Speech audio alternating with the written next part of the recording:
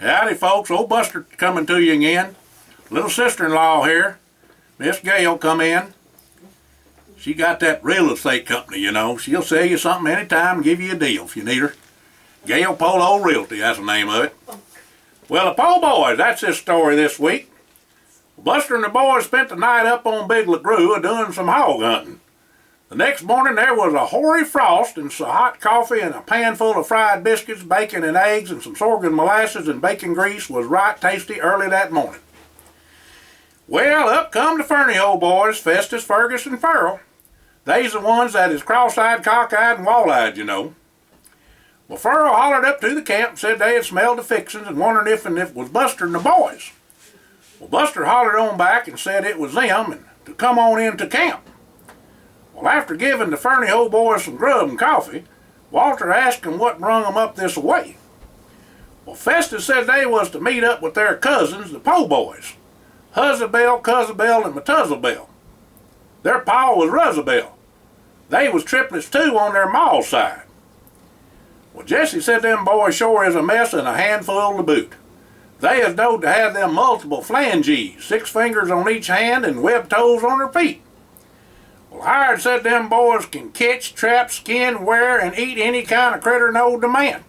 They can outrun, outswim, outsmart, and pert near whoop any critter too. Them boys is a mess, I tell you, and a handful to boot. Well, what you gonna do with your cousins, asked Buster. Well, before Festus could tell him, up walked the Poe Boys. Huzzabell and the rest of the boys said howdy, and Buster offered up some coffee to them. When all of them got settled, Huzzabell and Methuzzabell had a mite of a run-in with a Grizz. He a baddin', said Methuzzabell, a rogue for sure. Cuzzabell said they was a-goin' to skin a cat and skun a hide for sure. That there bar ain't done in, he done in many a cabin and killed too many hay to stock to count.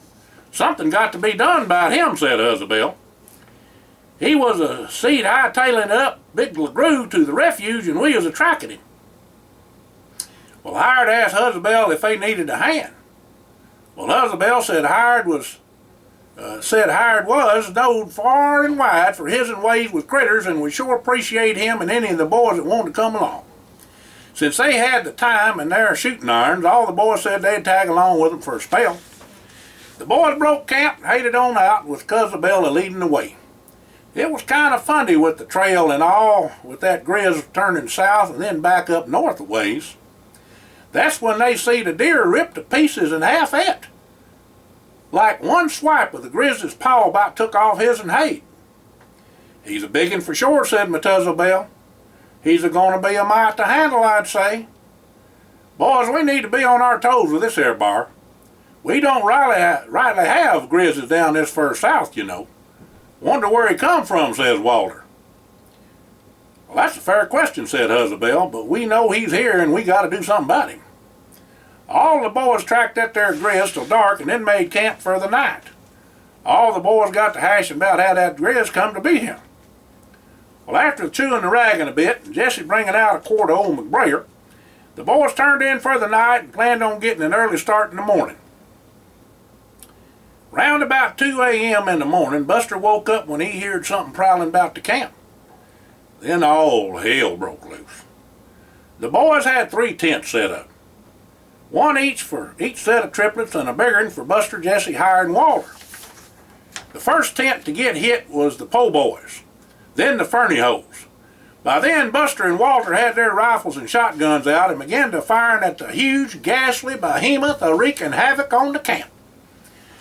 Buster was taking dead aim when he got bowled over and knocked up against a big old white oak tree. Walter unloaded on the Grizz with his shotgun and peppered him good. That caused the Grizz to light on out lickety-split. That double-aught buck do a job on a feller. Jesse fired up the lantern, stoked the fire, and began to take stock of the damage. Huzzabell was clawed up right smart, and so was Fergus. The other boys was scratched up some and bruised a bit, but otherwise all right. All the boys gathered round Huzzabell and Fergus and began to doctoring them up. They was a-bleeding right smart, but the brothers stanched the flow of the bleeding and bandaged them up after putting some moss from one of the trees on them.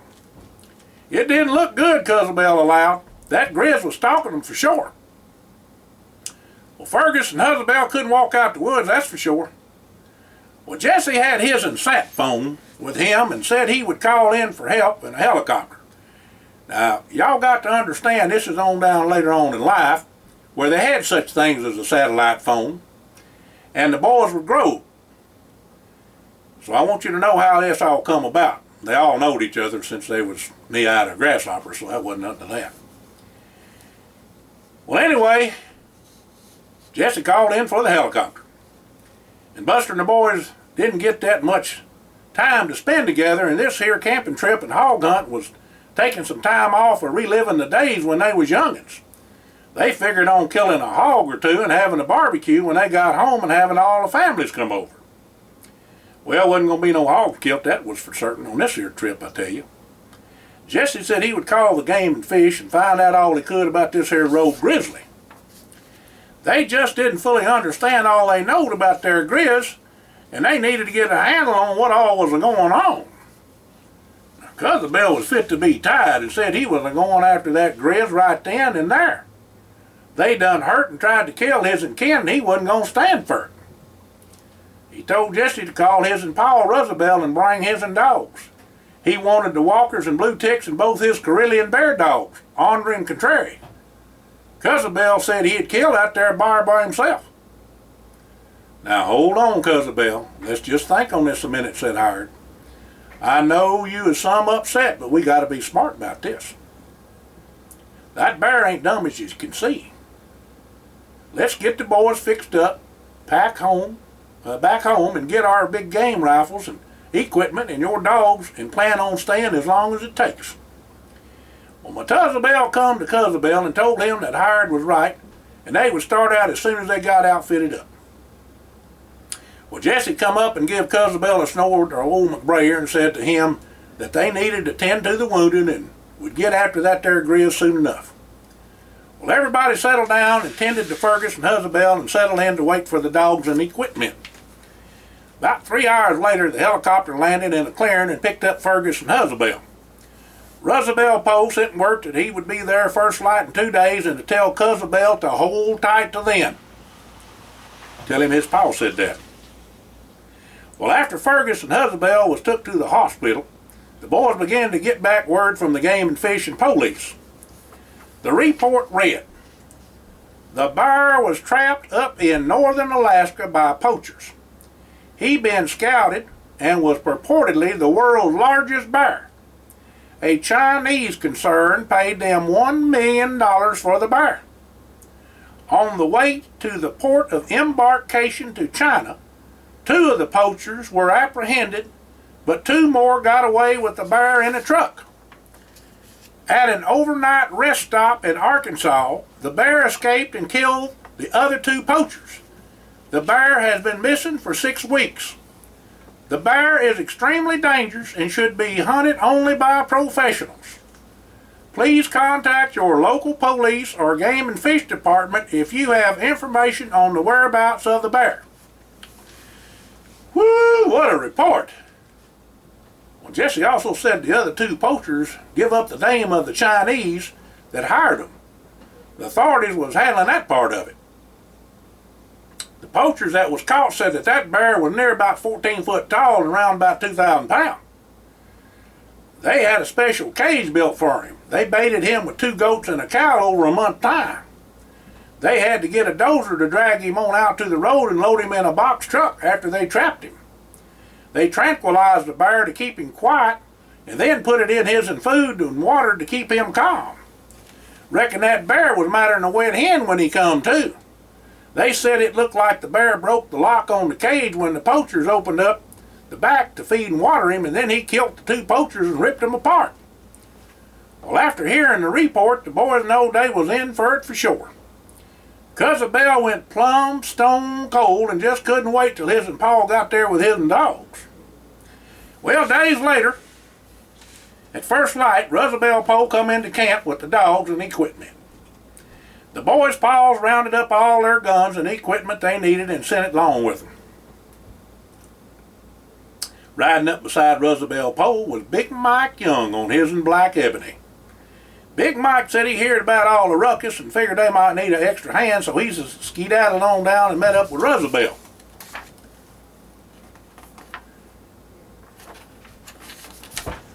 "You're sure welcome, Big Mike," said Buster, "and we is going to set out as soon as we can." Well, Buster introduced Big Mike to the Poes and Fernyhoes, and Big Mike said he had hunted every kind of critter and bar in North America and figured he might be of some kind of help with them. Well, Cousin Bill, he said he sure enough appreciated him a-coming and wouldn't mind some advice, but he was going to kill that bear even if he had to do it with his own 2 hands. "I seed your rifles and shotguns, and I brung some special loads for 'em," said Big Mike. "A bar that big would take some knockdown power, boys." Well, Big Mike give all the boys ammo for their guns and said they would be good to go now. Normal ammo just wasn't going to stop a bear that big. Well, all the boys thanked Big Mike and went to gathering up their gear to head on out to the trail. Well, Cousin Bill called Honor and Contrary over to him and went to a talk with them 2 dogs like they was people. Them 2 dogs stayed by Cousin Bill's side from then on. Well, Cousin Bill turned loose the Walkers and Blue Ticks after giving them a scent from the fracas 2 nights past. The dogs lit out with everybody following them. They tracked north for 2 weeks up to the Ozarks. On the way, the dogs bayed and Cousin Bill went on in to see what all the dogs come up on. There was a den back up in the side of Mount Magazine, and Cousin Bill said he was a-going in. That got my Cousin Bill and Roosevelt right excited, but there wasn't no stopping Cousin Bill. That boy had blood in his eye, I tell you. Well, directly Cousin Bill come out and said it was a sight for sure. A sow black bear was tore all to pieces defending her cubs. The cubs crawled back into a corner under a rock overhang in the den, and the Grizz couldn't get to him, but he sure enough ate that sow after he killed her. The cubs was brung out of the den, and Jesse called the Game and Fish Department and told them where they was and to come and get them. Well, 2 days later, whilst on the trail, they found an elk, that had been killed and that on. There was known to be a mountain buffalo that had escaped in the mountains and had never been caught. But everybody just forgot about the critter till they come up on it 3 days later. The Grizz ripped it to pieces, and you could see where he even bit his and hayed with the brain a-showing. Now that buffalo was near about 2,000 pounds itself, and tougher than wet leather. But it weren't no match for the Grizz. They caught up with that grizzly at the Arkansas-Missouri line. He was bedded down in a cave in the mountains with little or no access for the men to get to him and kill him. Big Mike Young called over to Cousin Bill and told him he brung along some firepower and wanted him to use it if and he come up on that there Grizz. He was going to need it, he said. "You just don't know the power of them critters," he told him. "I've seen them keep coming after 4 slugs in the heart and 6 .38s in the mouth. Our Indian guide up in Alaska never said much, but some of the boys I hunted with asked what kind of rifle he used after he had them sight in their scopes. He said a 600 Holland and Holland. Then they asked him why that gun. He said 'cause they don't make one no bigger. That is the respect he had for them critters. Well, Big Mike said he would back up Cousin Bill or any of the rest of the boys with his H&H shotgun with special loads. He then showed all the boys guns and ammo. Well, I got to tell you a little something about Big Mike. That boy was trained, and as a gunsmith, one of the best in the world. He was trained by Fred Shaw, which he entered Mackerel now, went on past and met his maker. But Fred taught him when he was just a tyke, you know. And Fred didn't cotton to too many people, but Mike just kept coming over. He was kind of a neighbor-like and just kept coming over and was really interested in guns and shells and things like that and how all the logistics about firearms and ammunition. So he knows guns and ammunition. And when he tells them that they gonna need firepower, they gonna need it. And as I said, the boys hunted every kind of critter in North America. Well, the boys took turns on watch for the bear and to come out of his den all through the night. He didn't budge. Cousin Bill said he was bringing this hunt to an end. He took up the 700, that's a Holland and Holland, and had his Arkansas toothpick on his side with a 500 pistol on his hip, biggest one they make, you know. He called up his dogs and sicked them on that grizz, but he held off his Karelian bear dogs, Ornery and Contrary. The walkers and blue ticks bayed where the bear was treed. They'd run into the entrance and run back out so as not to get hurt or killed by the bear, but to just aggravate him enough for him to chase after him. That didn't work at all. Next, the boys set fire in the entrance to try to smoke the bear out, and that didn't get them to move neither. A body could hear that bear a snorting and a bellering like he was a goading them to come after him. Well, that is exactly what Cousin Bill said he was going to do. His and Pa Roosevelt was sure enough, again, him a doing that, I tell you, but Cousin Bill had his mind set on killing that bear. Well, Cousin Bill hollered for Ornery and Contrary to come up to his side. He leaned down and talked to them dogs just like he knowed they understood every word he was a-saying. Then they went up to the entrance to the den. Well, Big Mike backed him up and stood his ground right behind Cousin Bill. All the boys and Roosevelt was there too, with all their guns aimed at the entrance. About that time, Cousin Bill said something to the dogs, and they lit out lickety-split into the cave. Then all manner of hell broke loose. Cousin Bill would holler or whistle, and the dogs would come back to him. Then he'd send them back in. Well, after all that carrying on and trying to get that bear out of the cave, Cousin Bill would bring them back out. That went on about 20 minutes. Till one of the dogs come back out bloody as all get out, but the other one was still in there, and you could hear the bear a-bellering something crazy. It seemed that one of the dogs, Contrary, finally got the other, Ornery, and opened it, and he went to work on that there bear. But Contrary got swatted pretty good and was bleeding something fierce when he come out. Well, that done it. Cousin Bill run into the cave, and then you heard both barrels of that 700 go off. Then you heard the 500 pistol fire all 6 shots. Ornery run out the cave and was clawed up pretty good too, but still wanted back in the fight, but Roosevelt had to keep him out. Big Mike and Buster led the way into the cave with the rest of the boys right on their tails. It was the dangdest bloodbath you ever seed. The Grizz was datering the doornail on the ground with his legs over Cousin Bill. They didn't know if Cousin Bill was dead or alive. Then he hollered to get him off of him. All the boys run over and had a heck of a time rolling that bear off of Cousin Bill. When Cousin Bill got out from under the Grizz, he had blood all over him. His Arkansas toothpick was stuck in the Grizz's throat to the hilt. The Grizz took both barrels in the heart from the 700 and 6 shots to the head and heart and still kept a-coming. Now, Cousin Bill run up under the bar and put his knife plumb through his goozle. As soon as Cousin Bill got up, they seed he was clawed up some and bit on his shoulder, but that didn't stop Cousin Bill from starting to skin that Grizz right then and there.